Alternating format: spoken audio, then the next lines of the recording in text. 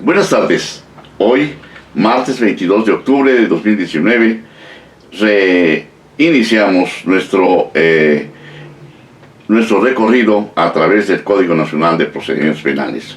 Hoy nos corresponde ver la coadyuvancia en el proceso. Coadyuvancia en la acusación, dice el artículo 338 del Código Nacional de Procedimientos Penales. Dice, dentro de los 3 días siguientes a la notificación de la acusación formulada por el Ministerio Público, la víctima o ofendido podrán, mediante escrito, 1. Constituirse como coadyuvantes en el proceso. 2. Señalar los vicios formales de la acusación y requerir su corrección. 3.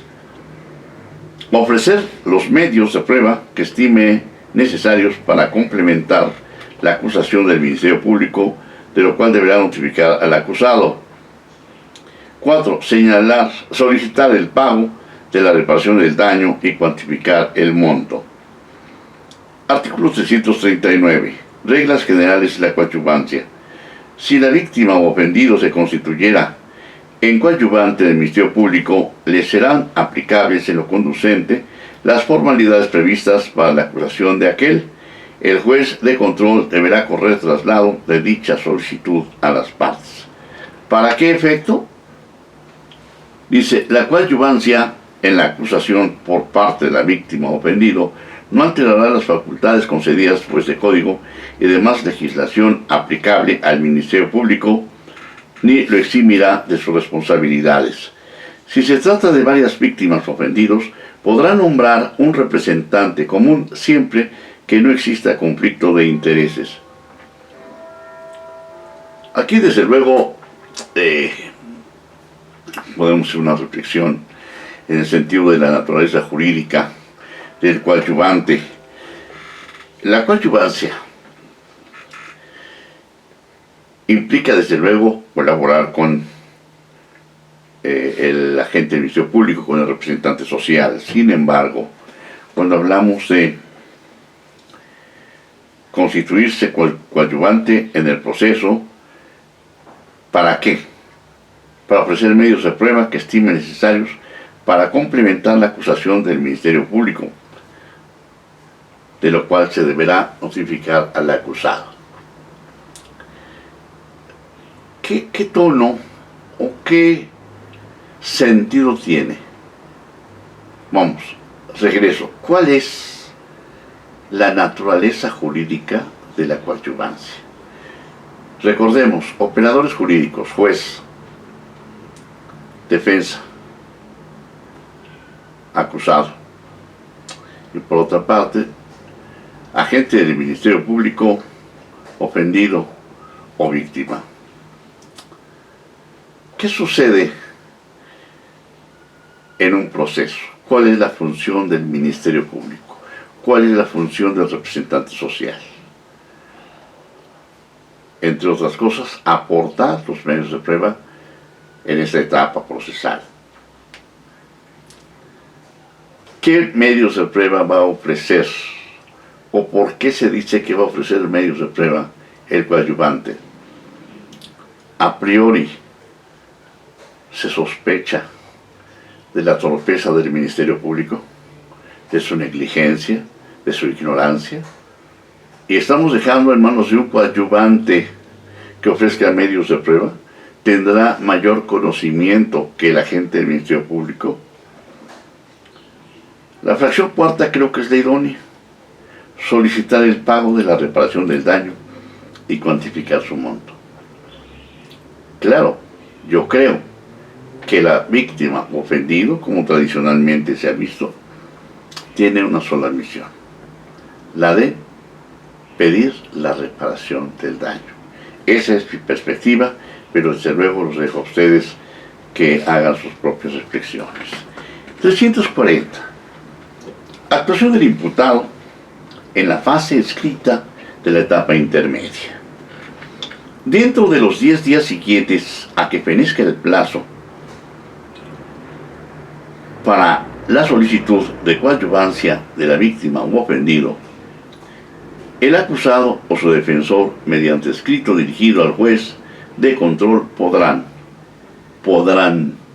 1. Señalar vicios formales del escrito de acusación y pronunciarse sobre las observaciones del coadyuvante y, si lo consideran pertinente, requerir su corrección. No obstante, el acusado o su defensor podrán señalarlo en la audiencia intermedia. Aquí no entendemos si el podrán es correcto, es decir, es optativo, o lo presentas dentro de los 10 días posteriores a la notificación, o más bien al tiempo o al plazo que se concede a la víctima ofendido para coadyuvancia, o lo puedes presentar, como dice aquí, en la audiencia intermedia. Es decir, no existe una carga procesal, o es una carga procesal efectivamente, y como diría alguien, no existe la obligación, no existe el deber jurídico de que debes tú llenar el requisito señalado. Segundo, ofrecer los medios de prueba que pretenda se desahoguen en el juicio, solicitar la acumulación o separación de acusaciones y manifestarse sobre los acuerdos probatorios. Esto, desde luego, implica que, repito, sea optativo para el acusado o su defensor. El escrito, dice, del acusado o su defensor se notificará al Ministerio Público y al coadyuvante dentro de las 24 horas siguientes a su presentación. En el caso del coadyuvante estoy de acuerdo. En el caso del Ministerio Público, recordemos que en el artículo 337 se marca el deber de la víctima, del defensor o su el imputado, el acusado, de presentar o hacer el descubrimiento probatorio ante el Ministerio Público, de tal suerte que, repito, no tiene sentido que se marque una copia de lo que ya conoce el Ministerio Público al coadyuvante en caso de existir. Claro que sí. Continuamos. Dice: citación a la audiencia.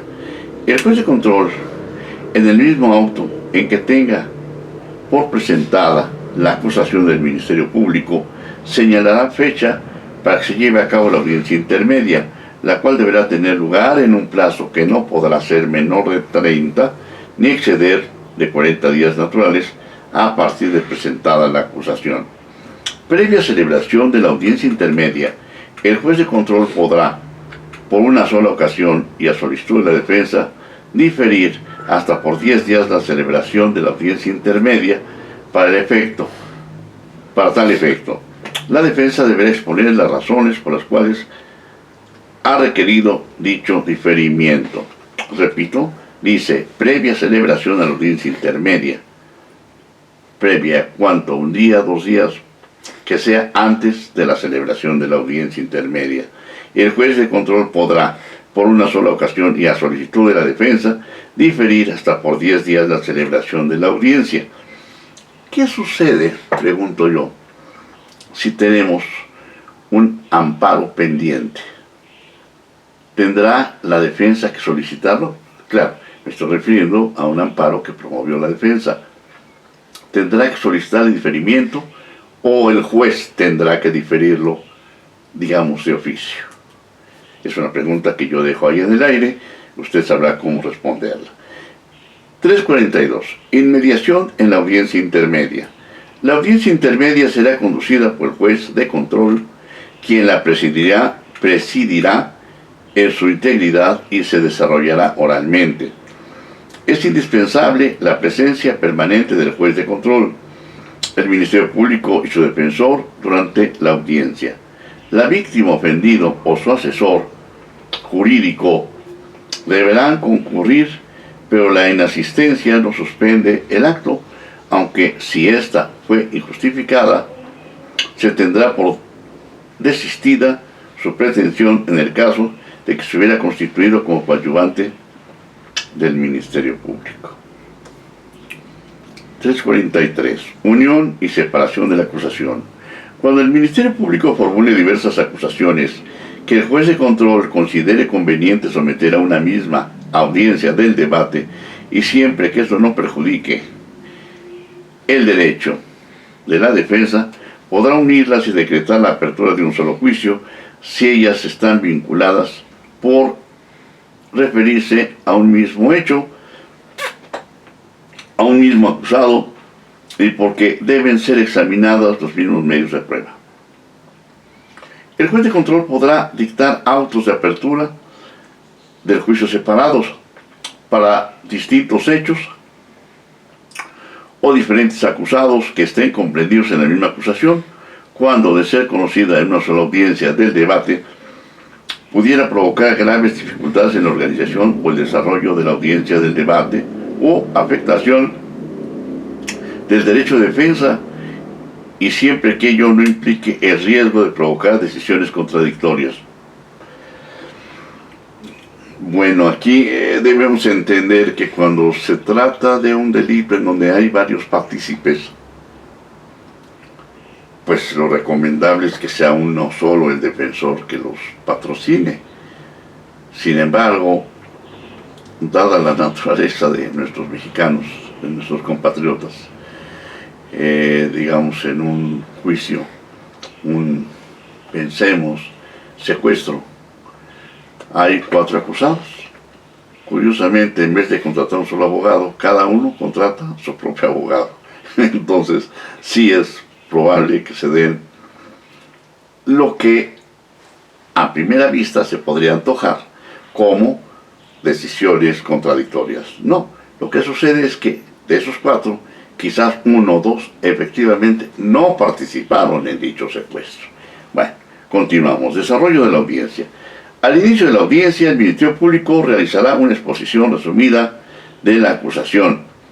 Como se dan cuenta, ya esto implica un poco más de complejidad, y yo considero, para efectos metodológicos, que este artículo 344 lo dejemos para la próxima sesión. Y por hoy les agradezco mucho su atención. Que tengan ustedes muy buena semana. Gracias.